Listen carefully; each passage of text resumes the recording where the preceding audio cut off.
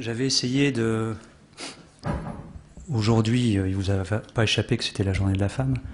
J'avais essayé de trouver un lien, j'avais pas trouvé. Et c'est le propos tout à l'heure de Claire Joachim qui me l'a fourni. Elle avait évoqué le Concile de Trente. Et je vous rappelle que c'est lors du Concile de Trente qu'il a été admis que la femme avait une âme. Donc voilà, c'est un lien complètement détourné. Mais quand même, il sera un petit peu question d'âme dans mon propos.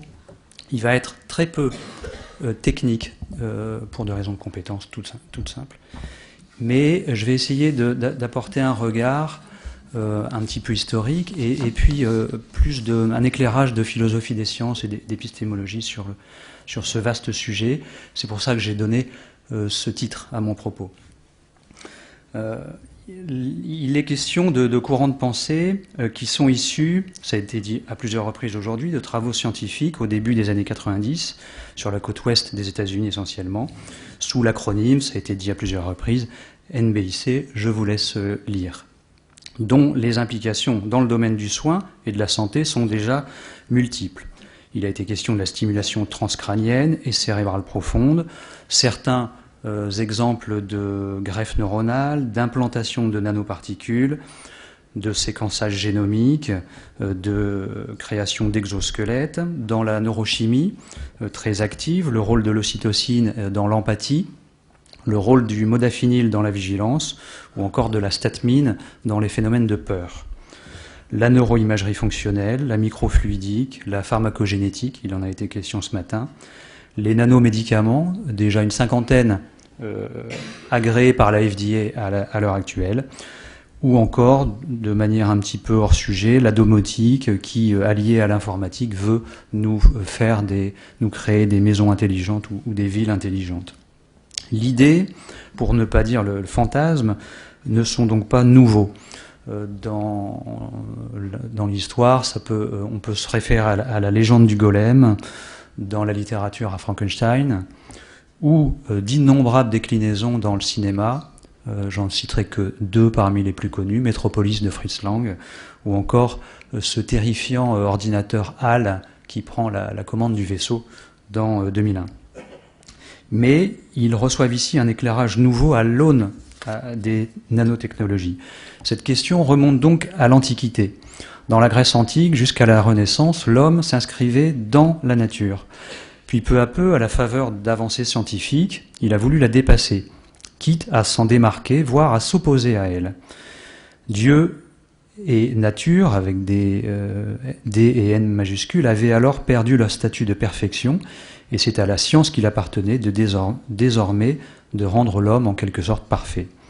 Il s'est alors opéré un glissement de paradigme. Descartes, d'abord, à partir d'une mécanique de l'homme, pensait pouvoir élaborer des machines inspirées du modèle humain, une machine-homme en quelque sorte. Puis peu à peu, le mythe s'est inversé jusqu'à vouloir créer des hommes-machines. Je vous cite un mot célèbre de Maître Eckhart. Je vous rappelle, Maître Eckhart, c'est pas récent, c'est XIIIe siècle. Le fantasme ultime consistant à considérer, voire pour certains à espérer, que la technologie commence par seconder l'humain pour pouvoir in fine le supplanter. En cela, il se pose les héritiers directs des Lumières, pour qui progrès technologique s'accompagne systématiquement de progrès moral.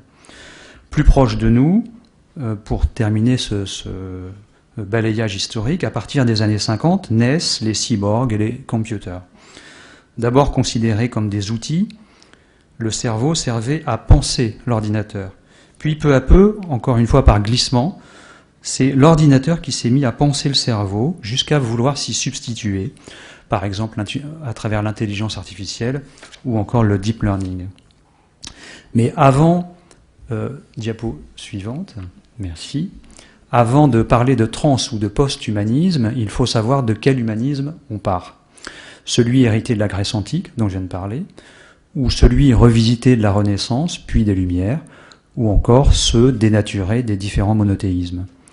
L'homme finit alors par se penser son propre créateur à l'aune d'une nouvelle religion, la science, qui n'est ici qu'un avatar du positivisme, la même qui verra naître à partir de 1870 avec Francis Galton, l'eugénisme.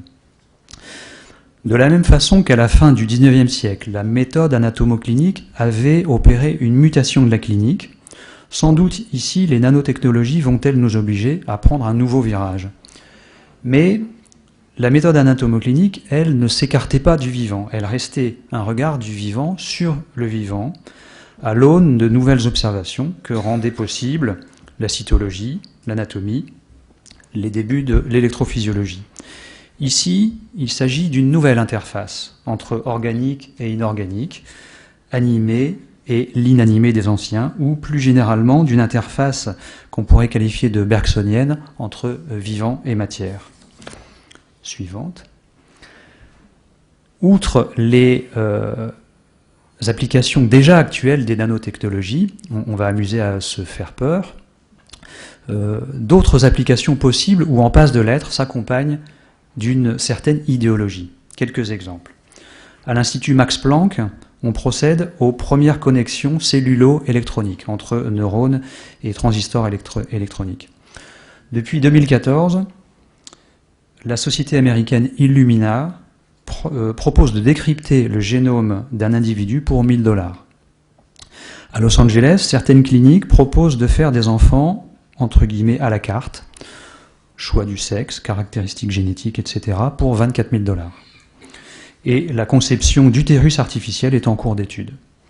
Au cours du programme BrainGate à Boston, un tétraplégique implanté est parvenu à déplacer des objets par la pensée. Il s'agit ici d'objets informatiques.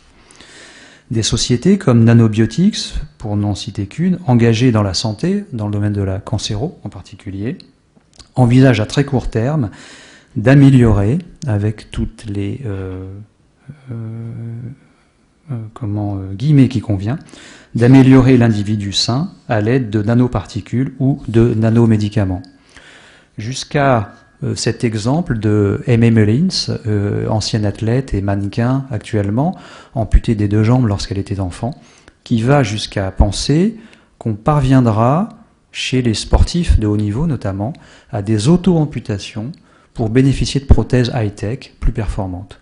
Pour suivre l'exemple très connu de Oscar Pistorius. Le problème est que ces projets se font hors de tout cadre législatif et sans aucun recul éthique. Pour évoquer cet homme augmenté, entre guillemets, le philosophe Jean-Michel Truong parle de successeur. Quand Ray Kurzweil, que vous connaissez peut-être, qui est directeur de l'ingénierie chez Google, évoque, lui, l'émergence d'une intelligence non biologique. Ces conceptions sont nourries des mêmes idéologies que celles du risque zéro ou du principe de précaution. Pour exemple, un titre symbolique de Dorothée Brauwels, le titre de son ouvrage, c'est « Nanotechnologie, réguler l'incertain ». D'autres vont encore beaucoup plus loin. Maureen Zamir et Barbara Saakian, je les cite, « Dans le contexte d'une société moderne et accélérée, et en tenant compte de la balance travail-vie, il est utile de considérer des méthodes d'amélioration autres que des agents pharmacologiques. » Le message est clair. Ou encore Patricia Churchland, qui est, pour ceux qui la connaissent, la papesse depuis longtemps d'un réductionnisme radical. Elle parle quant à elle, dans le même ouvrage, des bases neurobiologiques de la morale. Toujours dans le même ouvrage, Hervé Schneeweiss, dont on a évoqué le nom ce matin, écrit « Il y a clairement convergence entre l'appétit naturel des humains pour l'amélioration et les besoins de la société. » Enfin, Martha Farah, pour en terminer avec le même ouvrage, parle de la possibilité de tirer de la neuroimagerie des informations utiles sur le contenu mental, voire la vie privée, la pédagogie, la sélection à l'embauche et même la recherche de l'âme sœur. Kevin Warwick, dont vous avez parlé, je crois, qui est professeur de cybernétique, estime que, ouvrez les guillemets, le corps sert à promener notre cerveau et que si nous pouvions nous débarrasser de notre corps, ce serait très utile. Enfin, Peter Diamandis et Rod Furlan, tous deux ingénieurs, annoncent que l'homme augmenté succédera à l'Homo sapiens. Ray Kurzweil, encore lui, qui prophétise « D'ici 20 ans, nous aurons des nanorobots. L'évolution est la miniaturisation. Ils entreront dans notre cerveau et connecteront notre néocortex à un néocortex synthétique dans le cloud, nous en fournissant ainsi une extension. D'autres imaginent un jour pouvoir télécharger la conscience. La stimulation cérébrale profonde, encore elle, peut déjà modifier les comportements. Des comportements alimentaires, par exemple, ou des humeurs, et pourquoi pas, demain, des caractères, voire des opinions. Ça me fait penser à un autre film de Kubrick, Orange Mécanique. Max More, qui se dit extropien, écrit quant à lui « Nous cherchons à améliorer progressivement nos capacités intellectuelles et physiques et à nous développer émotionnellement. Nous défendons l'utilisation de la science et de la technologie pour éradiquer les contraintes pesant sur la durée de vie, l'intelligence, la vitalité personnelle et la liberté. » Dans un sondage du CREDOC qui date de juin 2014, 58% des Français interrogés estiment que les progrès de la médecine ne doivent pas se limiter à soigner les maladies, mais aussi à aider à améliorer les capacités physiques et mentales des personnes en bonne santé. SIC. Le but ultime du transhumanisme est clairement avoué, pour certains, tendre à l'immortalité. Le projet Calico, par exemple, qui est financé par Google, vise à repousser les limites de l'espérance de vie. Le vieillissement et même la mort sont vus ici comme simplement des problèmes ou des maladies, donc qui sont surpassables. La suivante. Je vais vous lire un petit passage, je ne vous dis pas de qui il est, je vous le dirai après, et de quand il date. Vous serez dirigés et gouvernés en toutes choses par le réel. Nous espérons avoir sous peu un ministère du réel, où travaillent des fonctionnaires du réel qui obligeront le peuple à être un peuple du réel, et du réel seulement.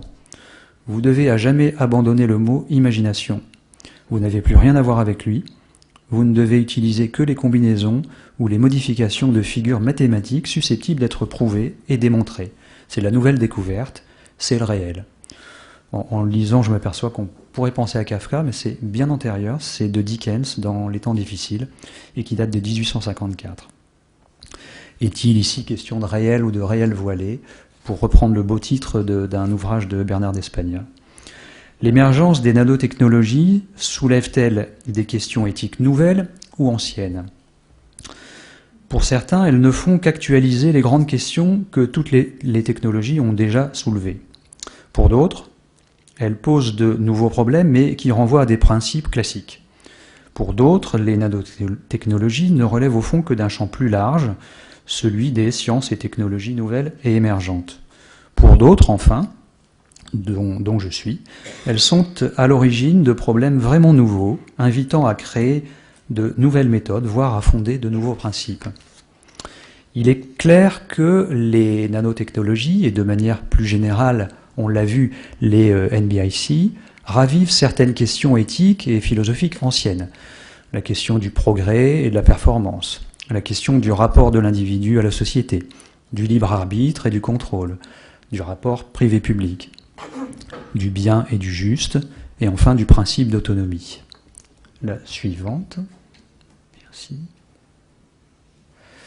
Mais elle semble opérer une véritable mutation, je le disais tout à l'heure, en faisant émerger de nouvelles questions.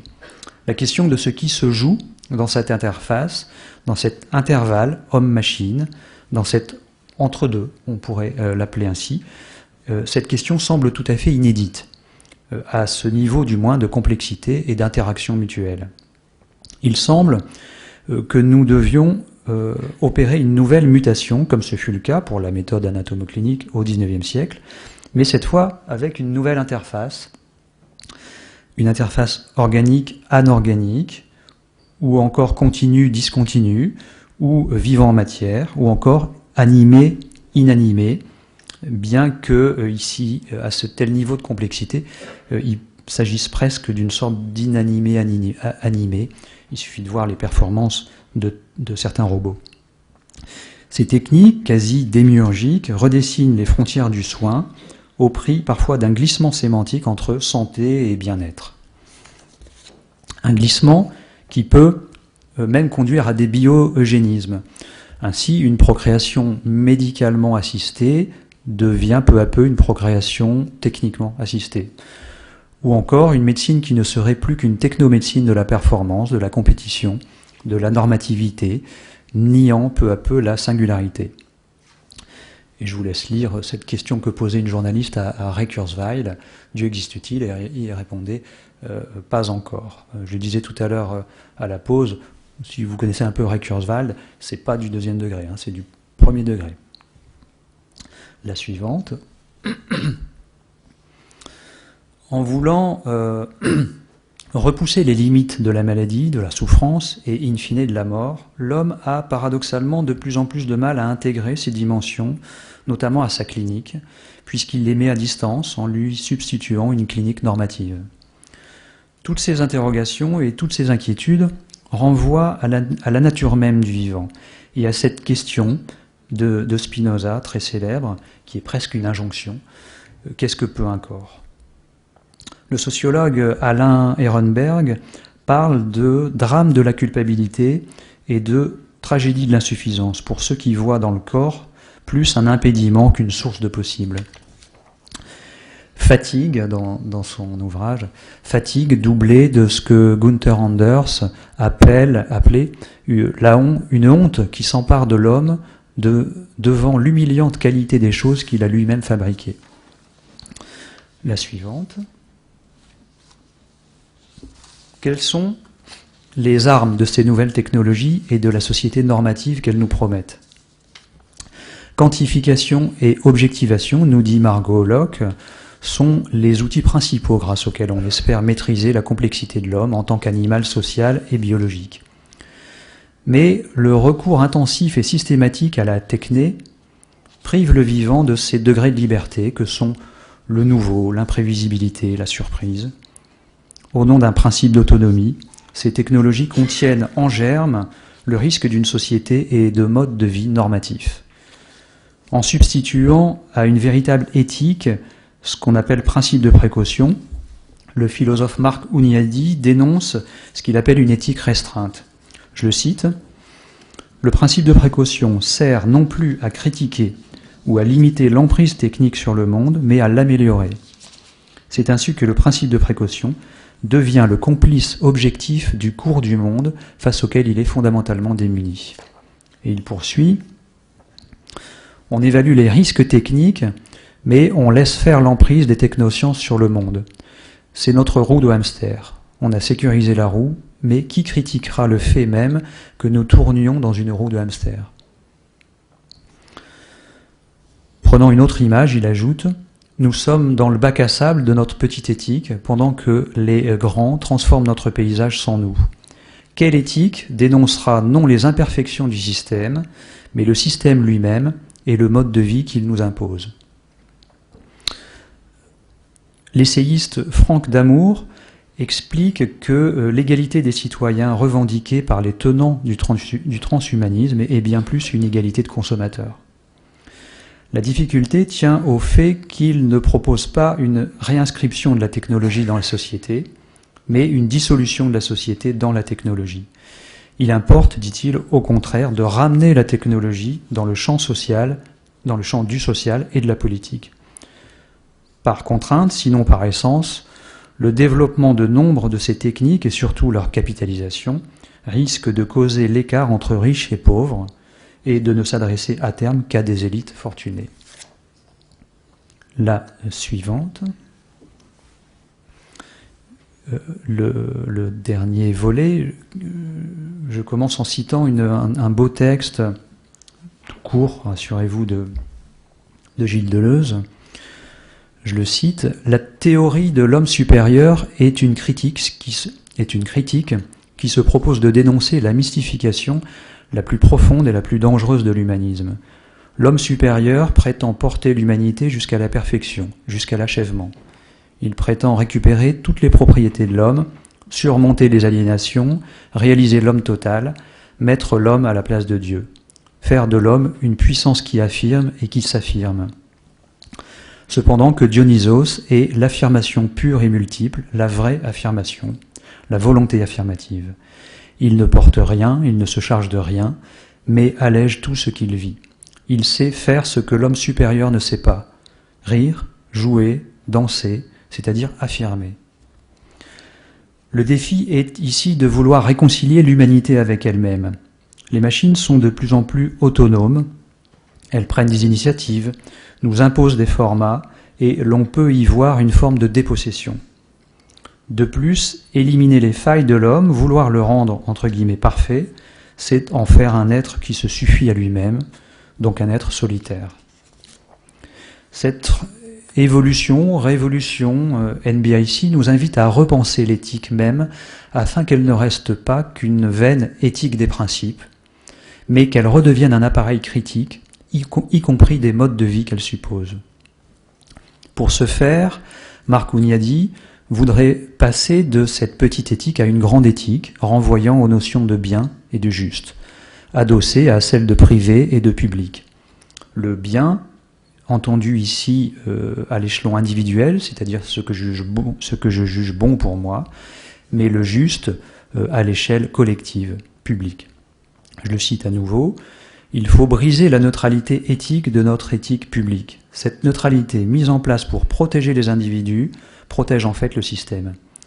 L'accomplissement des libertés individuelles conduit à la tyrannie des modes de vie. Ainsi, le véritable enjeu éthique de ces nanotechnologies serait moins celui du risque qu'elles suscitent, principe de précaution par exemple, que celui des modes de vie qu'insidieusement elles sous-tendent et elles augurent. L'historien Yuval Noah Harari ne dit pas autre chose lorsqu'il s'inquiète. Je le cite, « D'ici 40 ans, une grande partie des emplois seront assurés par l'intelligence artificielle. La question politique du XXIe siècle sera « Qu'allons-nous faire de ces gens, entre guillemets, inutiles ?» Ce qui me préoccupe, c'est que nous laissions un petit groupe d'entreprises privées décider de ces orientations majeures. Dans le domaine de la santé, le philosophe Jean-Marie Besnier nous met en garde, la limite entre ce qui soigne et ce qui augmente est perdue de vue. La suivante. Le risque pour l'homme a toujours été de passer de la métisse des anciens, c'est-à-dire l'ingéniosité, mais également la ruse, à l'oubris, c'est-à-dire la démesure. Ce qui délimite les deux serait ce qu'on pourrait appeler la prudence, mais pas la prudence d'un principe de précaution, plutôt la prudence des Grecs, ce que j'appellerais la prudence d'Ulysse. La quête de l'immortalité des transhumanismes n'a rien à voir avec celle des héros de la Grèce antique, comme Achille ou Ajax, qui étaient à la fois quête initiatique et engagement moral. Ici, il n'est question que de maîtrise et de sécurité afin de reproduire et perpétuer indéfiniment le même. C'est ce que dit le philosophe Bertrand Vergely. Ce sont justement les Grecs qui nous ont appris que la mort est le privilège de l'homme, opposé à l'immortalité des dieux d'un côté et à la permanence de la nature de l'autre. Une telle quête serait la fin de la morale, du risque, du courage, ajoute-t-il, car le propre de la vie est justement le risque, l'incertitude, la surprise. Le biologiste Pierre-Henri Gouillon nous met en garde. Si l'espèce humaine se sépare de la nature, elle va à sa perte. L'auteur de science-fiction Alain Damasio, lui, nous invite à relire Peggy, qui disait ne jamais, je cite Peggy, ne jamais vouloir être tranquille d'avance. Vouloir être tranquille d'avance, c'est conjurer toute altérité possible, toute surprise, tout hasard heureux. Réhabilitons donc ce que peut un corps, éprouver, percevoir, penser, imaginer. Le philosophe Thierry Hoquet écrit dans Cyborg Philosophie, « La question est de savoir si le cyborg est l'instrument qui libère l'humanité des servitudes, ou s'il n'est que le nom de notre asservissement croissant à un système de contrôle et d'oppression. » La suivante et dernière. Certains veulent voir ces concepts comme allant et devant aller contre certaines des caractéristiques du vivant, que rappelle Bergson. L'indétermination, le possible, l'évolution créatrice, le nouveau. Certaines des dimensions du transhumanisme ne s'opposent pas par nature au vivant, mais contiennent ce risque en germe, cherchant alors à araser le vivant de ses pulsations, le doute, le remords, l'incertitude. Peut-on en effet prétendre augmenter l'homme en le réifiant? Si l'on considère un corps vivant comme la somme de ses parties, qui seraient plus ou moins interchangeables, plus ou moins réparables, alors on sera tenté de ramener l'identité à une simple intégrité. Un clone, déclarait Ancionas, un clone ne sera jamais capable d'assumer l'histoire d'où il provient, car il est le projet d'un autre. Au fond, le mécanique n'engendrera jamais que du mécanique.